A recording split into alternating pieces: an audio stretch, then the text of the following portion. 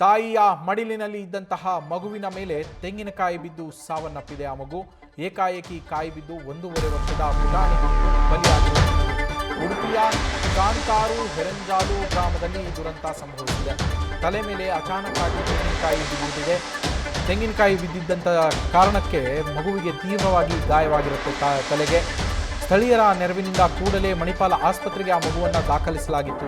ಶಸ್ತ್ರಚಿಕಿತ್ಸೆಯನ್ನು ಕೂಡ ಮಾಡಿಸಲಾಗಿತ್ತು. ಆದರೂ ಕೂಡ ಚಿಕಿತ್ಸೆ ಫಲಿಸದೆ ಆ ಗಂಡು ಮಗು ಸಾವನ್ನು ಅಪ್ಪಿರುವಂಥದ್ದು. ಪ್ರಶಾಂತ್ ಸುಚಿತ್ರಾ ದಂಪತಿಯ 2ನೇ ಪುತ್ರ ಈ ಮಗು, ಗಂಡು ಮಗು, 2ನೇ ಮಗು ಸಾವನ್ನಪ್ಪಿರುವಂಥದ್ದು. ಇಡೀ ಹೆರಂಜಾಲು ಗ್ರಾಮವೇ ಈ ಮಗುವಿನ ಸಾವಿಗೆ ಕಂಬನಿಯನ್ನ ಮಿಡಿದಿದೆ. ಘಟನೆಯ ಕುರಿತು ಬ್ರಹ್ಮಾವರ ಪೊಲೀಸ್ ಠಾಣೆಯಲ್ಲಿ ಪ್ರಕರಣ ಕೂಡ ದಾಖಲಾಗಿದೆ. ನಮ್ಮ ಪ್ರತಿನಿಧಿ ಪರೀಕ್ಷಿತ್ ಫೋನ್ ಸಂಪರ್ಕದಲ್ಲಿದ್ದಾರೆ. ಪರೀಕ್ಷಿತ್, 1.5 ವರ್ಷದ ಕಂದಮ್ಮ ತೆಂಗಿನಕಾಯಿ ಹೇಗೆ ಬಿತ್ತು? ಮಗು ಆಟ ಆಡ್ತಾ ಇತ್ತು ಅಥವಾ ತಾಯಿಯ ಮಡಿಲಲ್ಲಿತ್ತು ಅಂತ ಕೂಡ ಹೇಳ್ತಾ ಇದ್ರು. ಯಾವ ಸಂದರ್ಭದಲ್ಲಿ ಆಯಿತು ಇದು, ಹೇಗಾಯಿತು?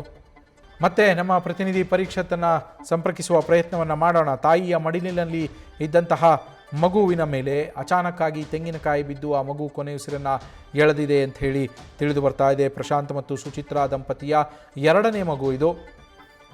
ನಮ್ಮ ಪ್ರತಿನಿಧಿ ಪರೀಕ್ಷಿತ್ ಮತ್ತೆ ಫೋನ್ ಸಂಪರ್ಕಕ್ಕೆ ಜಾಯ್ನ್ ಆಗಿದ್ದಾರೆ. ಪರೀಕ್ಷಿತ್, ಮಗು ತಾಯಿಯ ಮಡಿಲಲ್ಲಿ ಇದ್ದಾಗಲೇ ಕಾಯಿ ಬಿದ್ದು ಗಾಯಗೊಂಡಿತ್ತು ಅಂತ ಹೇಳಿ ಮಾಹಿತಿ ಸಿಗ್ತಾ ಇದೆ. ಏನಾಗಿತ್ತು ಆ ಸಂದರ್ಭದಲ್ಲಿ ಅಲ್ಲಿ?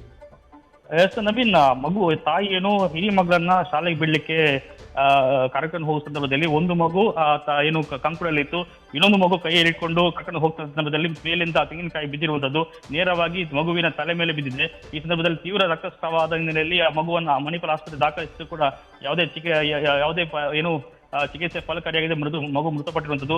ತಾಯಿಯ ಏನು ಕೈಯಲ್ಲೇ ಮಡಿದಲ್ಲೇ ಇದ್ದಿರುವಂಥದ್ದು ಮಗು. ಈ ಸಂದರ್ಭದಲ್ಲಿ ಮಗು 1 ವರ್ಷದ ಮಗು ಈ ರೀತಿ ಸಾವನ್ನಪ್ಪಿರೋದು ಬಹಳ ದೊಡ್ಡ ದುರಂತ ಹೇಳ್ಬೋದು. ಇಡೀ ಚಾಂತಾರು ಗ್ರಾಮವೇ ಕಣ್ಣೀರು ಸುರಿಸ್ತಾ ಇದೆ. ಸದ್ಯ ಬ್ರಹ್ಮಾವರ ಪೊಲೀಸ್ ಠಾಣೆ ಪ್ರಕರಣ ಕೂಡ ದಾಖಲಾಗಿರುವಂಥದ್ದು. ಕಳೆದ 2 ದಿನ ಹಿಂದೆ ನಡೆದಿರುವ ಘಟನೆ ಈಗ ಸದ್ಯಕ್ಕೆ ಬೆಳಕಿಗೆ ಬರ್ತಾ ಇದೆ.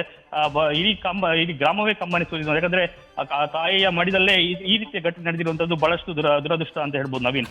Thank you Parikshit.